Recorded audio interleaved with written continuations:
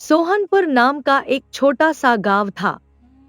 उस गांव में भोला नाम का एक व्यक्ति रहता था। उसके पास एक सफेद रंग की एक गाय थी। भोला के भाई भोला के सफेद गाय को लेना चाहता था। मेरे पास इतनी सारी गाय है, फिर भी मैं भोला के उस सफेद गाय को लेना चाहता हूँ। अगर वो सफेद गाय नहीं मिली तो मैं उस गाय को भोला के पास भी नहीं रहने दूंगा। एक दिन भोला अपने गाय को लेकर अपने बड़े भाई के पास आया और बोला, प्रणाम रामू भैया, कैसे हैं आप? ठीक हूँ। अपना बता, आज तुझे यहाँ कैसे आना हुआ और इस सफेद गाय को लेकर क्यों लेकर आया है? भैया, मैं दूसरे गांव काम करने जा रहा हूँ, उसीलिए सोचा हूँ कि कहाँ कहाँ इस गाय को लेकर जाऊंगा। सोचा कि मैं इस गाय को आपके पास छोड़ दूं। रामू के मन में खुशी हुई। वो यही तो सोच रहा था, परंतु भोला ने उसका काम आसान कर दिया। अरे भैया, आपने कोई जवाब नहीं दिया। कोई समस्या है क्या? अरे नहीं नहीं, कोई दिक्कत नहीं है। तुम इसे मेरे और मेरे गायों के बीच छोड़ सकते हो। और वैसे भी अगर मैं अपने भाई के काम नहीं आया तो क्या फायदा। तुम इसे यहाँ छोड़ सकते हो। मैं जानता था कि आप मुझे मना नहीं करे। ठीक है भैया, मैं चलता हूँ, जल्दी ही आऊंगा। ऐसा कहकर भोला वहां से चला जाता है और रामू उस गाय को देखकर बहुत खुश होता है और कहता है, भोला भी कितना पागल है। इसकी गाय को पाने के लिए बहुत पागल था और वो तो भोला ही ले आया। अगर ये गाय मेरी नहीं हुई तो मैं उसकी भी नहीं होने दूंगा। बेचारा भोला अपने भाई के चालाकी को नहीं समझ सका और वो खेतों में काम कर रहा था। तभी वहां एक बूढ़ी आमा आ जाती है, जो उसकी भाई के पड़ोसी होती है। वह भोला के पास जाकर कहती है, अरे भोला, तुम यहाँ खेतों में काम कर रहे हो। उधर तुम्हारा भाई तुम्हारी गाय को पूरा कमजोर कर दिया है। वो तुम्हारे गाय को चारा नहीं देता है और दूध बहुत ही ज्यादा निकालता है। पर तुम कौन हो बूढ़ी आमा? मैं तुम्हारे भाई की पड़ोसी हूँ बेटा। मगर ये बात अपने भाई से मत कहना कि यह बात मैंने कही है। कहना कि मेरे पास एक जादुई शक्ति है, जो मैं बैठे बैठे सब कुछ देख सकता हूँ। इतना सुनते ही भोला अपने भाई के पास जाकर कहता है,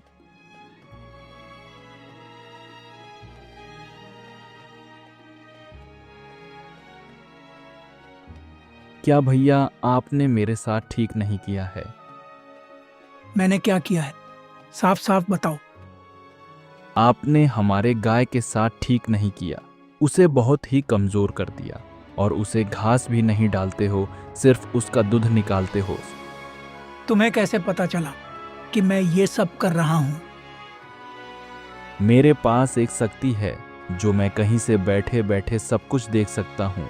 अब मैं मुखिया के पास जा रहा हूँ कहने के लिए।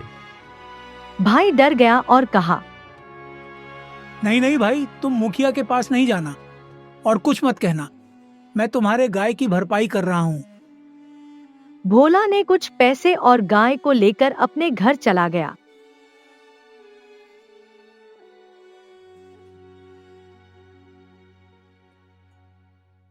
कुछ दिन बाद मुखिया का एक हीरा गुम हो गया। मुखिया के आदमी गांव में ऐलान करने आए, सुनो सुनो, गांव वाले, मुखिया का एक हीरा गुम हो गया है।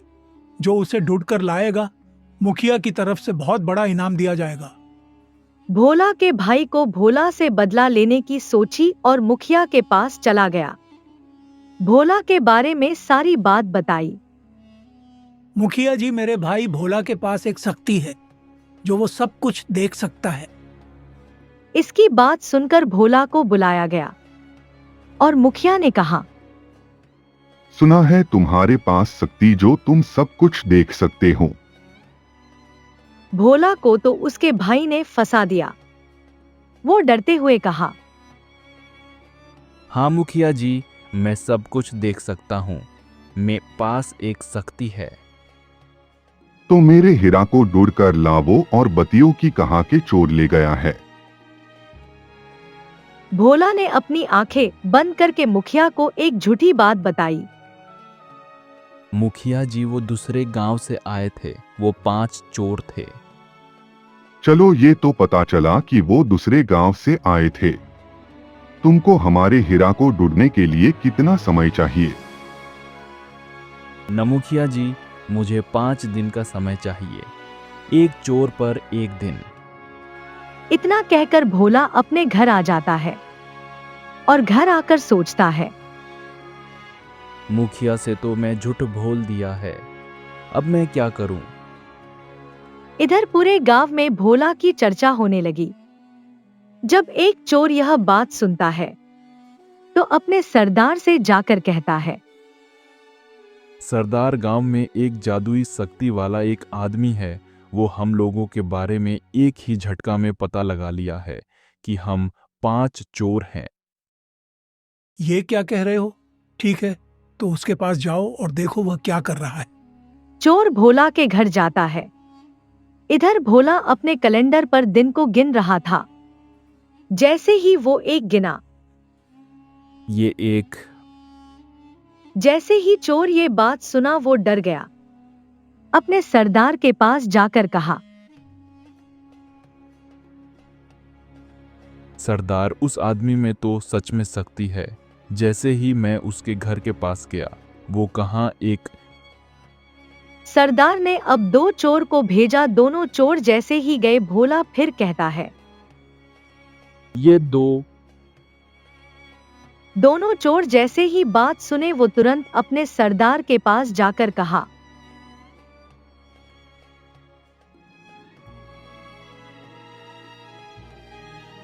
हाँ सरदार, उस आदमी में सच में शक्ति है।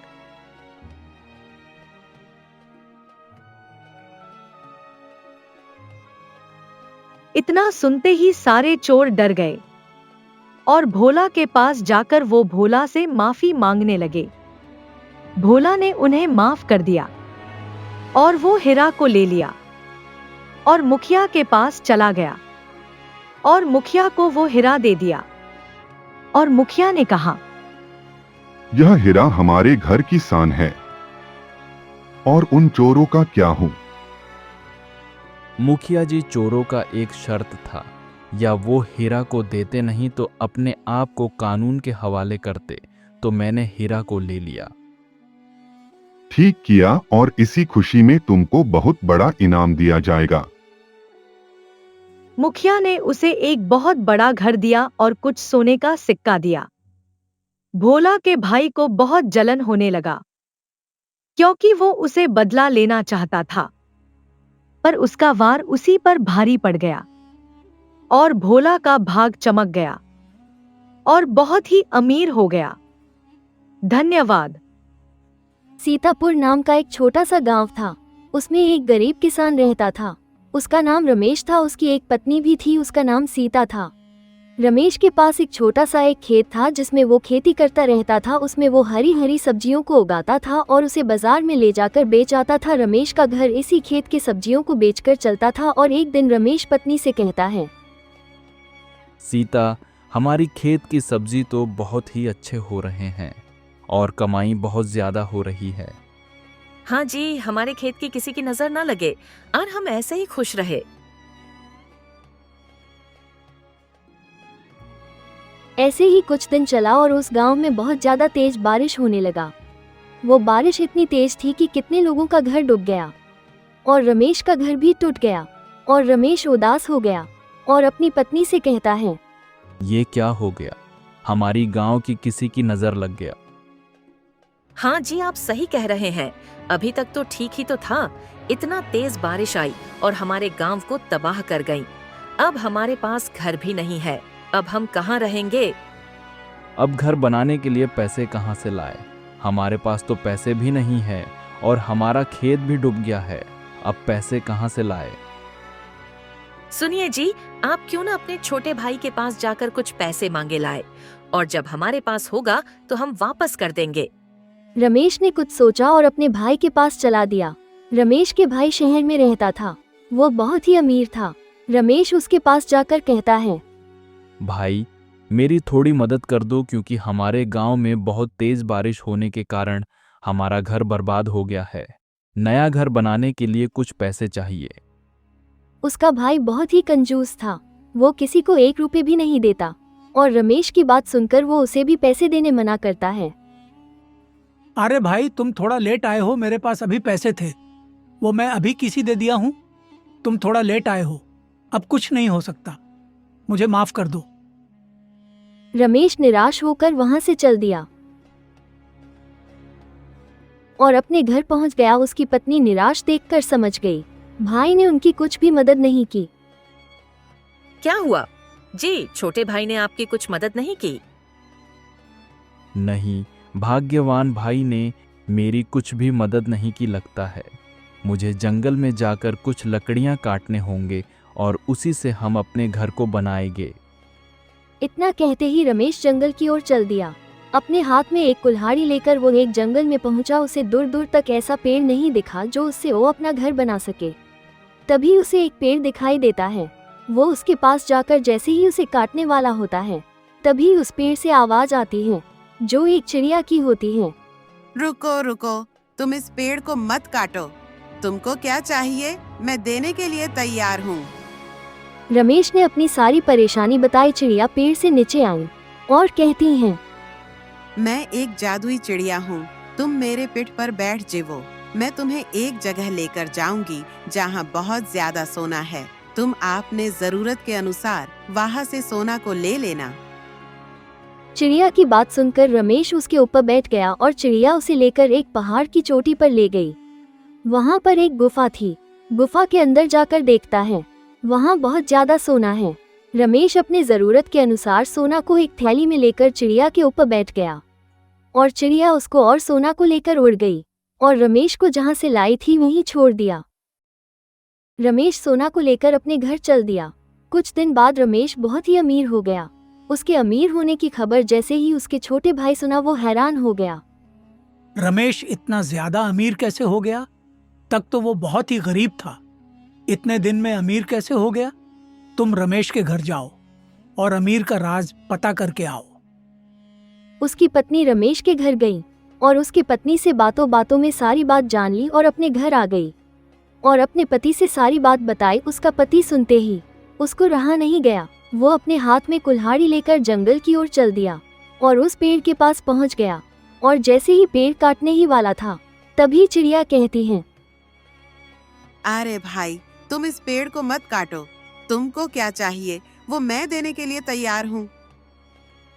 मैं बहुत ही गरीब हूँ, मेरे पास खाने के लिए कुछ भी नहीं है। मेरे बीबी और बच्चे भूखे हैं। ठीक है, तुम मेरे पीठ पर बैठ जाओ और मैं तुम्हें सोना दूंगी। तुमको जितना जरूरत होगी उतना ले लेना। वो उसकी पीठ पर बैठ गया। चिड़िया उसे उस गुफा के पास ले गई। गुफा के अंदर जाकर देखा है तो उसके मन में लालच आ जाता है और वो बहुत ही ज्यादा सोना भर लेता है और चिड़िया के ऊपर बैठ जाता है। तो चिड़िया कहती है, मैं इतना सारा सोना को लेकर उड़ नहीं पाऊंगी, तुम थोड़ा कम कर दो। चुपचाप से चलो वरना तुमको यही मार दूंगा। चिड़िया डर कर उसे लेकर उड़ गई। उतना लोड चिड़िया सह ना सकी तो चिड़िया ऊपर इधर से उधर होने लगी। चिड़िया के इधर से उधर होने से ऊपर वो नीचे गिर जाता है और मर जाता है। बहुत समय की बात है, एक छोटे से गांव में हरिया और उसकी पत्नी सीमा और बेटे भोला के साथ रहते थे। वो बहुत ही गरीब थे। एक दिन,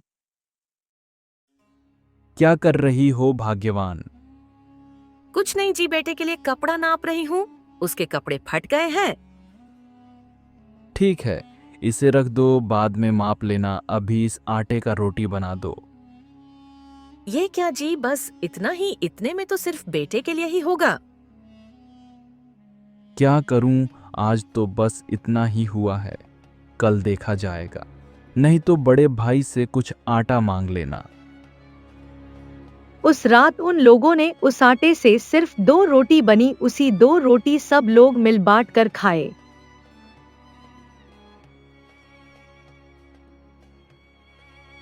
जब सुबह हुई तो हरिया अपने बड़े भाई के पास गया वो रामू भैया। क्या है, क्यों चिल्ला रहे हो? भैया मेरे बिब्बी बच्चे रात से ही भूखे हैं, कुछ आटा दे दो, कल वापस कर जाऊंगा। तो मैं क्या करूं, मेरे पास कुछ नहीं है। चलो जाओ, आ जाते हैं, मुंह उठा के।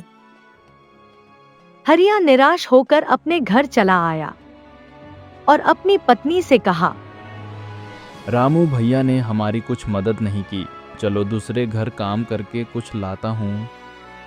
जब शाम हुआ तो एक गरीब व्यक्ति उसके घर आता है। अरे बेटा, मुझे कुछ खाने को दे दो, बहुत दिनों से भूखा हूँ। लो, एक और भिखारी आ गया। इस गांव में भिखारियों की कमी नहीं है। चलो जाओ, भागो यहाँ से। फिर गरीब व्यक्ति हरिया के पास पहुंचा और बोला, अरे भाई, कोई है, थोड़ा इस गरीब को खाने के लिए दे दो। इतना आवाज सुनकर सीमा बाहर आई और बोली, क्या हुआ बाबा, आप क्या कह रहे हैं? अरे बेटी, मुझे कुछ खाने को दे दो, बहुत दिनों से भूखा हूँ। अंदर चलिए बाबा। अंदर ले जाके बाबा को जो एक रोटी बनाई थी वो बाबा को दे दिया। तुम लोग नहीं खाओगे बेटा? नहीं बाबा, हम लोग खाना खा लिए हैं, आप खा लीजिए। बाबा ने खाना खा लिया और वही सो गए।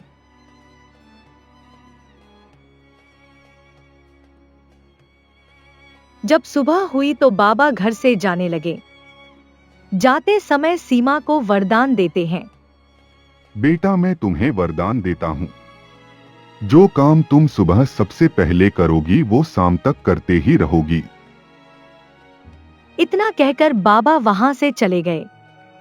तब सीमा को याद आता है कि कल अपने बेटे के लिए कपड़ा मापना है। अरे मैं तो भूल ही गई थी, चलो माप लेती हूँ, शाम तक सिलने के लिए दे दूंगी। जैसे ही सीमा कपड़ा मापने लगती है तो देखती है कि कपड़ा बड़ा होता जा रहा है। ये क्या जी, जल्दी आइए, ये देखिए क्या हो रहा है। क्या हुआ भाग्यवान, क्यों चिल्ला रही हो? ये देखिए जी, इस कपड़े को जितना नाप रही हूँ उतना ही बड़ा हो रहा है। अब मैं इसे कैसे नापूं? रुको, मैं भाई के पास से नापने वाला लाता हूँ। भैया थोड़ा कपड़ा नापने वाला दे दो। वो क्या होगा? कल शाम को एक बूढ़े बाबा आए थे, उन्होंने एक वरदान दिया था, जो भी काम करोगे वो होता ही रहेगा। रामू को विश्वास नहीं हो रहा था। वो कपड़ा मापने वाला देते हुए कहा, मुझे विश्वास नहीं हो रहा है, तुम कहीं झूठ तो नहीं बोल रहे हो? हरिया ने उसे अपने घर ले गया। रामू जब देखता है तो हैराना हो गया। ऐ जी, इतना बड़ा कपड़ा इससे थोड़ी न पाएगा। अब हम इस कपड़े को बाजार में बेचकर बहुत ही अमीर हो जाएंगे। फिर अगले दिन सारे कपड़े को बेचकर बहुत ही अमीर हो गए। ये सब उसके बड़े भाई को देखकर बहुत जलन होने लगी। वो सोचने लगा, काश मैंने उस बूढ़े बाबा को अपने घर में खाना खिलाया होता तो मैं और अमीर हो गया होता। इधर हरिया और उसकी पत्नी हंसी खुशी से अपना जीवन गुजारने लगे। बहुत समय की बात है, एक गांव में दो भाई रहते थे।